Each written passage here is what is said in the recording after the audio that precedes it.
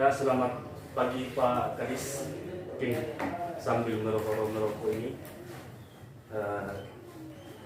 kami dari media Pak, saya dari media Radar Nusantara dan kawan saya dari Prolekal. Ini minta sedikit waktunya Pak Kadis, kita diskusi terkait dengan langkah awal kemajuan Kabupaten Mamasa sekarang terkait dengan pembangunan tower yang dalam kurun waktu beberapa waktu yang lalu sudah terbangun beberapa di beberapa kecamatan, dan ya seperti yang kita dengar isu juga bahwa tahun ini juga akan kembali ada pembangunan tower. Bisa diberikan sedikit tanggapan terkait dengan pembangunan tower di Kabupaten Mamasa ini Pak Kadis? Ya, baik, terima kasih. Pertama bahwa memang sesuai dengan visi misi Pak Bupati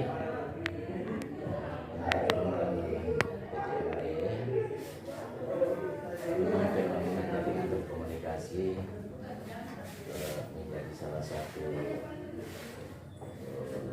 bagian daripada visi misi Bapak Bupati. Bahkan misi pertama tentang pembangunan jaringan komunikasi di Kabupaten Mamasa. Oleh karena itu, kami selaku pembantu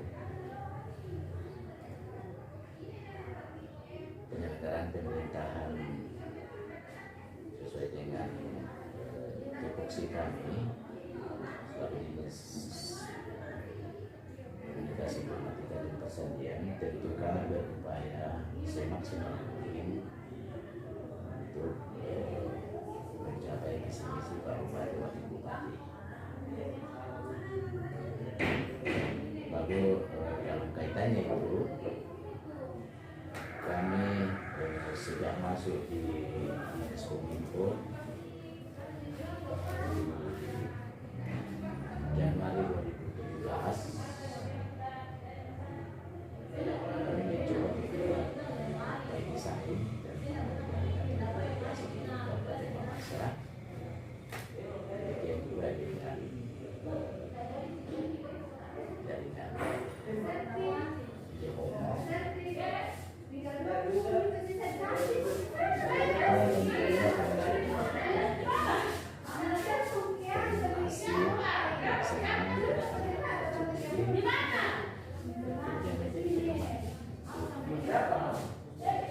Program kegiatan Kominfo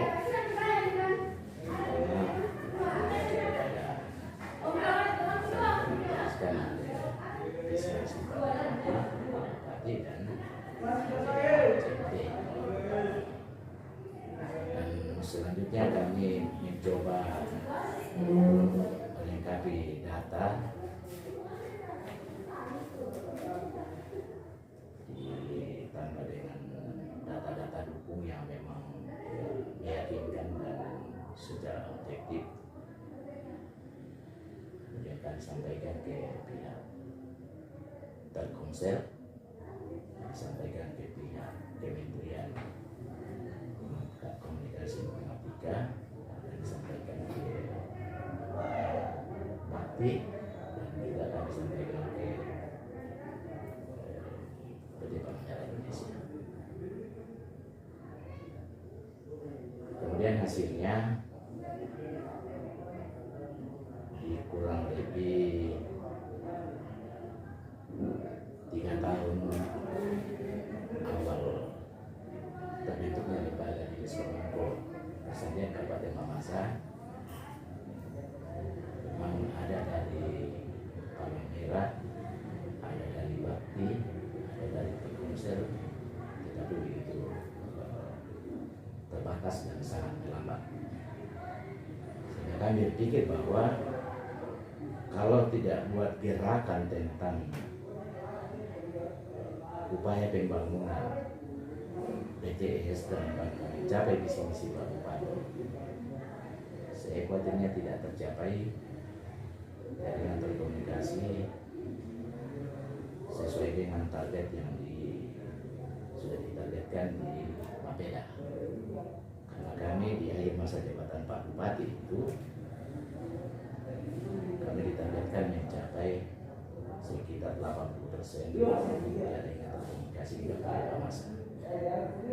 Tetapi kemudian puji syukur Tuhan memberkati kami berjuang berusaha ke pihak Telkomsel, ke pihak Kementerian. Akhirnya di 2020 yang lalu kami kembali menyampaikan data-data ke Kementerian dan ke Telkomsel lewat General Manajernya Telkomsel Regional Indonesia Timur, dan hasilnya kami diberikan kuota pembangunan BTS di Kabupaten Mamasa untuk 2020, 2021, 2022, di 2021, 2022 dan 2023 sejumlah 112 BTS untuk Kabupaten Mamasa. Kita yang terbanyak di Sulawesi Barat, nggak tahu kalau di provinsi lain. Tapi kalau di Sulawesi Barat, Mamasa yang mendapat kuota terbanyak dari BTS. Oh, luar biasa Pak Kadis. Ya, lalu saya lanjutkan sedikit bahwa di bulan Juni 2021 pembangunan yang BTS sudah mulai ekses, dan kembali bersyukur bahwa sampai dengan hari ini telah dibangun BTS di berbagai wilayah, kecamatan dan desa sejumlah 39. Dan mudah-mudahan di 2023 tuntas jaringan telekomunikasi di Kabupaten Mamasa. Kita doakan dan kita berusaha. Terima kasih.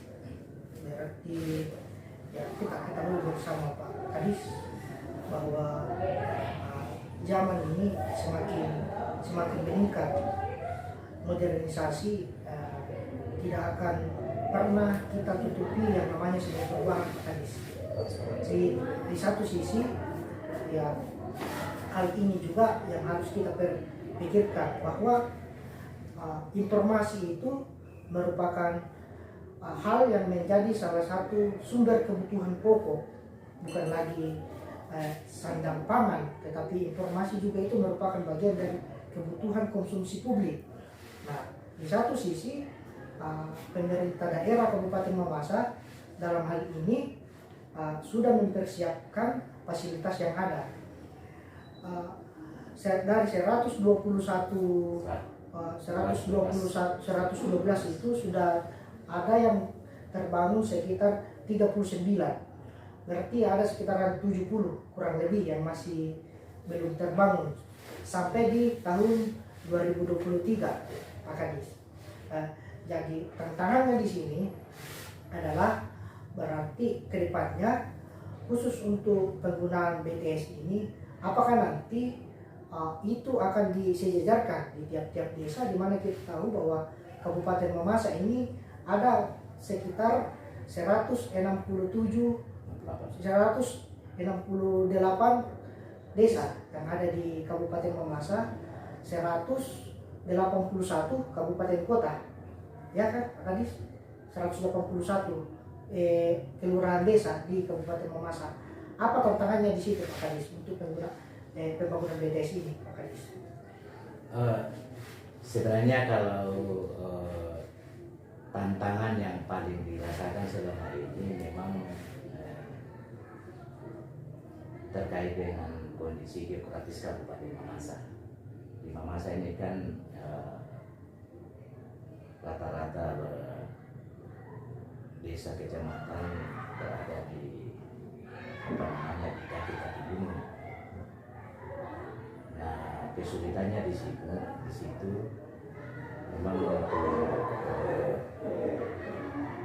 survei dan mendeteksi titik koordinat menjadi pekerjaan yang cukup berat untuk kami harus lakukan, karena pembangunan satu tower itu bukan 1 kali 2 kali kita survei tempat titik koordinatnya, tetapi kemudian paling tidak sampai 5-6 kali satu titik koordinat. Karena pertama kan tentu harus ditentukan bagaimana luasnya jaringan telekomunikasi di situ. Lalu kemudian mengurus masalah pembebasan lokasinya, artinya keamanan lokasinya. Lalu kemudian mengantar lagi PU dengan untuk melakukan tupoksinya sebagai bidang PU ke masalah lahannya itu terkait dengan masalah memungkinkan tidak dilakukan di situ.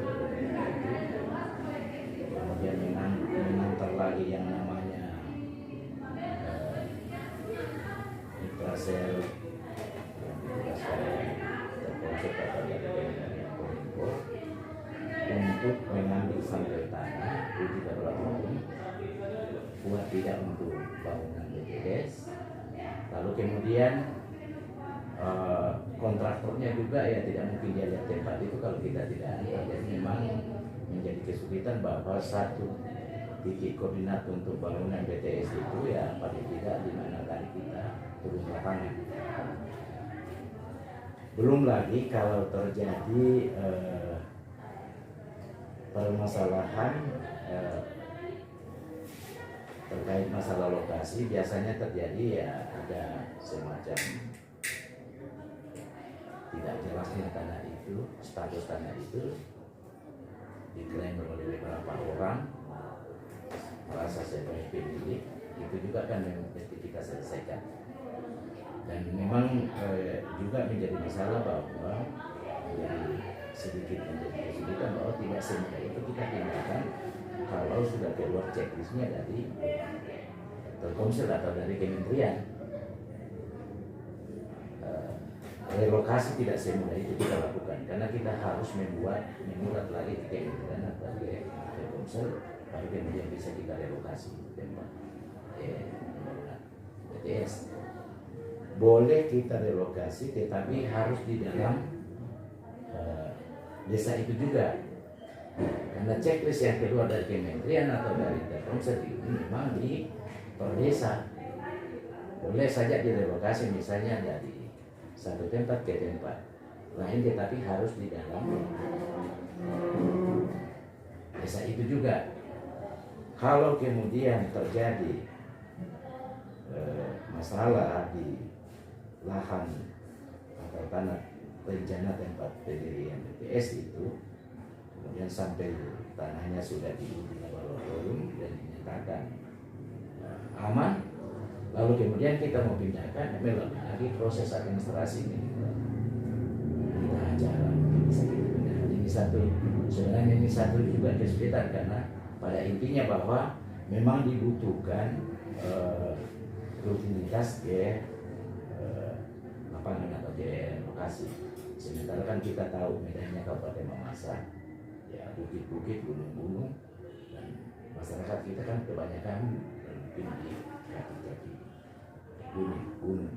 Tapi ini menjadi sebuah tantangan juga bagi kami Kominfo untuk bekerja keras karena tidak boleh menjadi alasan tidak terbangunnya BTS hanya karena memang membutuhkan kerja keras. Jadi itu tidak boleh menjadi alasan.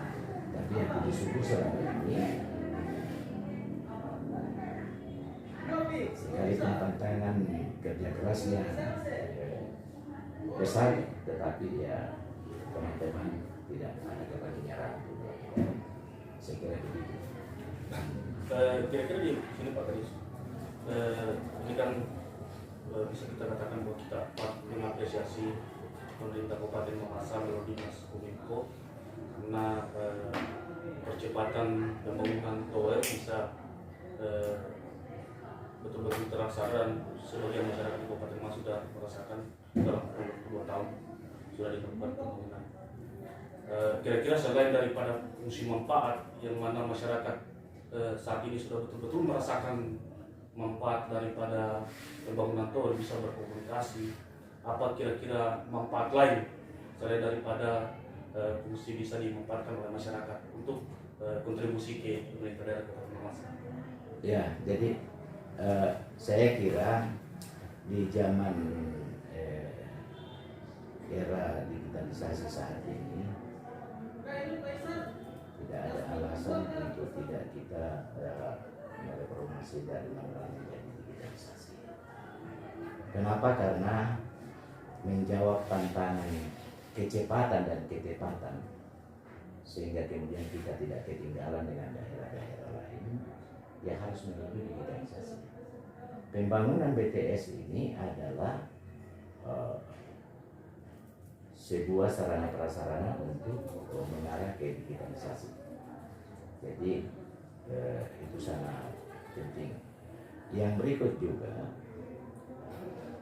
bahwa dengan terbangunnya BTS atau jaringan telekomunikasi ini ada sisi manfaat yang sangat besar bagi pemerintah atau bagi daerah.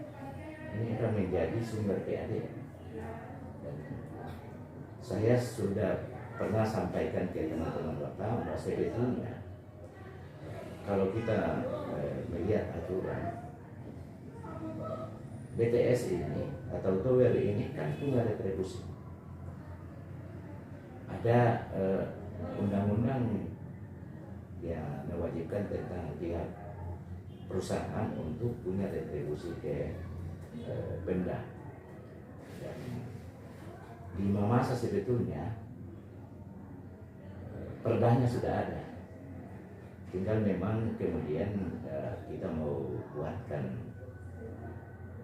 rancangan ranpergubnya untuk mengatur secara teknis, karena setiap tower itu ada rumusnya untuk retribusinya ke Pemda.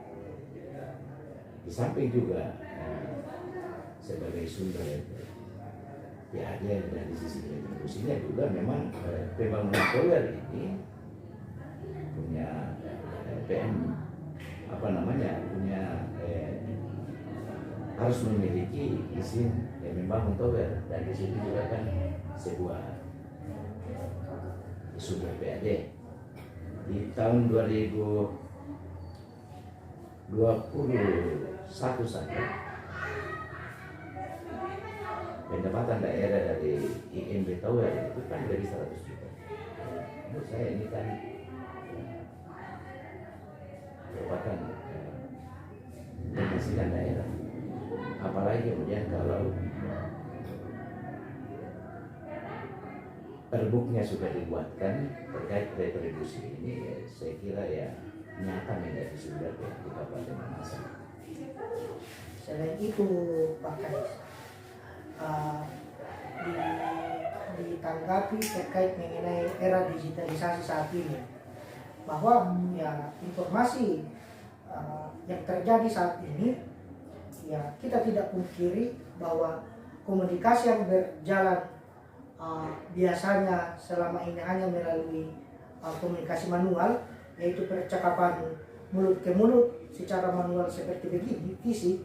Tetapi di zaman era digital saat ini, komunikasi itu berubah dari komunikasi fisik manual menjadi komunikasi digital.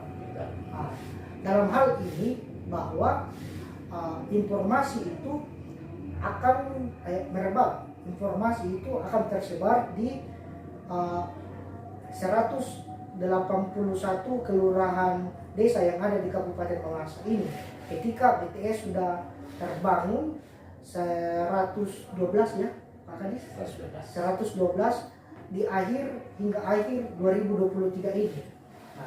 Nah, salah satu tantangan yang ingin saya konfirmasikan atau membuka wawasan kami sebagai masyarakat Mamasa dengan adanya informasi yang begitu banyak muncul, komunikasi yang beralih menjadi komunikasi dunia digital ini, adakah semacam antisipasi dari Dinas Kominfo Kabupaten Mamasa ini terkait mengenai hal-hal informasi nanti, apakah terkait mengenai informasi hoax di dalamnya nanti, seperti bagaimana mengantisipasi informasi semacam itu, bahkan saya kemungkinan besar komunikasi yang kadang masyarakat tidak paham tentang undang-undang IT, artinya mereka hanya berkata bahwa kebebasan berpendapat, tapi seharusnya berpendapat itu harus dibatasi.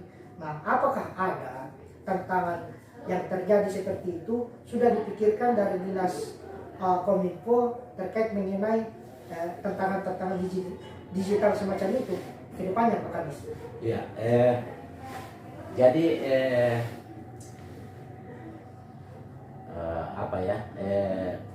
memang kemajuan teknologi itu ya tentu saja bukan semata-mata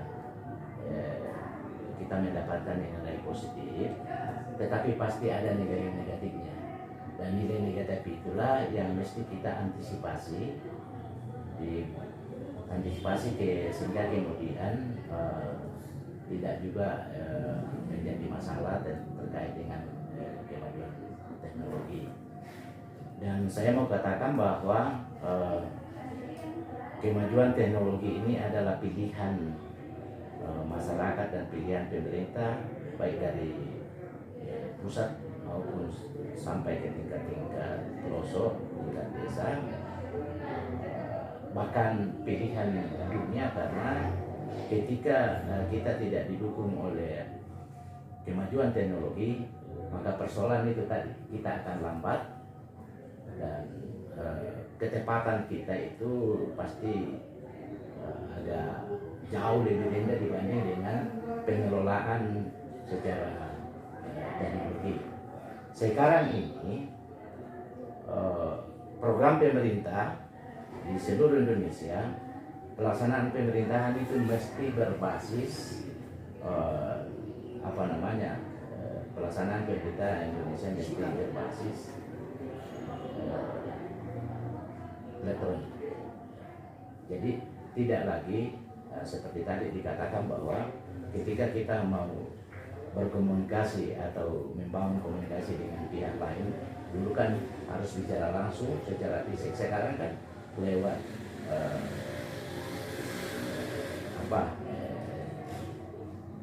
digital saja kan sudah bisa kita berkomunikasi sekalipun dia ada di luar negeri. Inilah keuntungannya. Makanya saya katakan tadi bahwa ini menjawab tantangan kecepatan dan ketepatan. Baru kemudian terkait dengan masalah pembangunan BTS ini, yang pada saatnya masyarakat Kabupaten Mamasa akan terlayani oleh akses jaringan telekomunikasi, atau kemudian mengalami yang namanya teknologi di dalam aktivitas sehari-hari dan beraktivitas sehari-hari. Tentu saja bahwa ada beberapa hal yang mesti dibenahi, terutama terkait dengan informasi-informasi online yang dapat saja disalurkan di explore setiap saat, yang bisa terjadi informasi itu tidak dapat dipertanggungjawabkan atau tidak sesuai dengan norma-norma budaya dan norma-norma aturan sosial kemasyarakatan di Kabupaten Mamasa. Kita harus berpegang bahwa kita ini orang Mamasa, tentu punya norma-norma adat istiadat dan norma-norma sosial kemasyarakatan. Nah, terkait dengan berita hoax, fitnaan dan lain-lain sebagainya, semuanya itu bisa dilakukan, bisa diakses lewat media online. Tetapi kemudian dipertanyakan bagaimana cara mengantisipasinya itu sehingga kemudian tidak terjadi ya khususnya berita hoax. Kalau bagi saya yang pertama bahwa memang penerapan undang-undang ITE itu harus dilakukan bagi pelanggar informasi yang memang dilarang. Misalnya saja ya itu tadi berita hoax itu. Tapi itu tidak seketika itu kita harus lakukan, tetapi mesti ada sosialisasi ke masyarakat. Karena saya tidak yakin bahwa semua masyarakat sudah tahu bahwa ada ancaman pidana ketika kita melakukan membuat berita hoax di media sosial. Jadi memang harus ada sosialisasi tentang undang-undang ITE, pertama yang diatur di dalam Undang-Undang 11/2008 itu yang sudah beberapa kali mengalami 18 ya, beberapa kali mengalami perubahan ini. Kuncinya bahwa berita hoax dan aksi pornografi dan lain-lain itu kan ada larangan dan ada ancaman pidana yang diatur di dalam undang-undang ITE itu. Hal yang berikut, upaya yang mesti dilakukan, pribadi saya melihatnya bahwa mesti memang kita membangun sumber daya manusia. Sumber daya manusia itu bukan hanya keilmuannya saya, tetapi memang terkait juga dengan revolusi mental. Wataknya memang kita harus benahi. Tapi saya tidak katakan memaksa begitu, tetapi antisipasi bahwa memang memang kita harus melakukan kegiatan itu untuk mengantisipasi sehingga kemudian orang merasa bertanggung jawab ketika lalu kedepannya mau melakukan berita-berita yang memang tidak jelas dan apalagi mengarah ke berita hoax. Saya kira itu ada dua hal yang mesti kita lakukan: penerapan undang-undang ITE terkait dengan sanksi bagi pelaku berita hoax, dan berikut juga bahwa memang kita berupaya untuk menghasilkan sumber daya manusia masyarakat Kabupaten Mamasa supaya kemudian memiliki tanggung jawab kalau mau melakukan berita-berita yang bertentangan dengan norma-norma dan aturan yang ada. Mungkin ini yang terakhir ini Pak Kadis, terkait dengan fokus sasaran tahun 2022 ini, di daerah mana saja yang akan ada pembangunan tahapan selanjutnya? Iya, semua desa di Kabupaten Mamasa ini sudah punya penetapan di Kementerian Kominfo dan Telkomsel. Lalu yang mana didahulukan, yang mana dikemudiankan atau di belakang dibangun, mana dibangun di 2022, mana 2023, itu tergantung dari checklistnya dari sana. Ketika checklistnya dari sana bahwa desa ini yang mau dibangun, itu lagi yang kita mau bangun. Seperti sekarang ini kan ada beberapa desa lain keluar checklistnya. Ulu Salu Indah, Kecamatan Panah, Ulu Salu, kemudian beberapa desa bagian ke sana ini, kemudian di wilayah 2 juga, kalau kata kita di sini ada pembagian wilayah, ada sebutan pembagian wilayah, bukan pembagian wilayah, sebutan pembagian wilayah. Ya. Ada juga di Mosul, di desa Kelurahan Mosul dan Kelurahan Papan, dan kemungkinan kalau tidak salah ingat 2 hari yang lalu naik lagi di Mosul untuk Batu Papan dan Masewe.